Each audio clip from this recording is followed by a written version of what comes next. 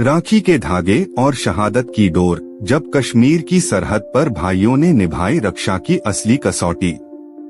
राखी का अर्थ सिर्फ एक धागा नहीं, इस साल की राखी के साथ एक और गहरी भावना जुड़ गई, हमारे उन सैनिक भाइयों की जो सरहद पर खड़े होकर हर भारतीय बहन की रक्षा करते हैं, भले ही उनकी अपनी बहनें उनसे हजारों किलोमीटर दूर हों।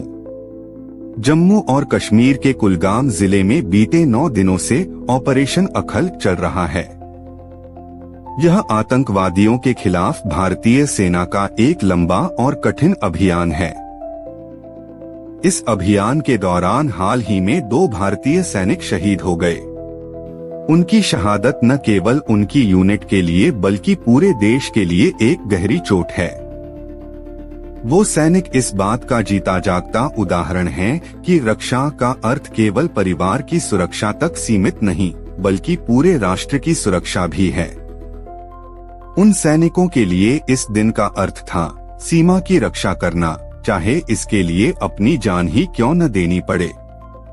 वे जानते थे कि उनकी ड्यूटी ही उनकी सबसे बड़ी राखी है और इस राखी की रक्षा के लिए उन्हें अपनी जान भी कुर्बान करनी पड़ सकती है। जिन सैनिकों ने इस अभियान में अपने प्राण न्यौछावर किए, उनकी बहनों और माताओं के लिए यह रक्षाबंधन हमेशा के लिए अलग हो गया।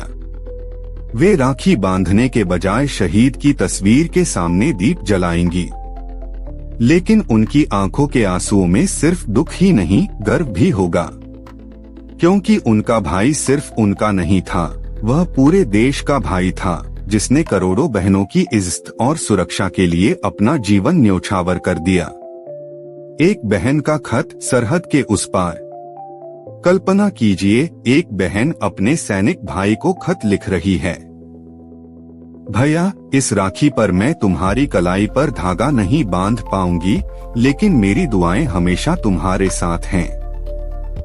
तुम मेरी रक्षा के लिए सरहद पर खड़े हो और मैं यहाँ तुम्हारे लिए हर दिन भगवान से प्रार्थना करती हूँ। तुम्हारी सलामती ही मेरी सबसे बड़ी राखी है। ऐसे खत ही हमारे जवानों को यह एहसास कराते हैं कि वे सिर्फ एक वर्दीधारी योद्धा नहीं, बल्कि करोड़ों दिलों के रखवाले हैं। ऑपरेशन अखल में शहीद हुए जवानों ने यह साबित कर दिया कि राखी का असली अर्थ केवल कलाई पर बंधा धागा नहीं, बल्कि वह अदृश्य डोर है जो हमें अपने देश और अपने देश के लोगों की रक्षा के लिए भी जोड़ती है। धन्यवाद।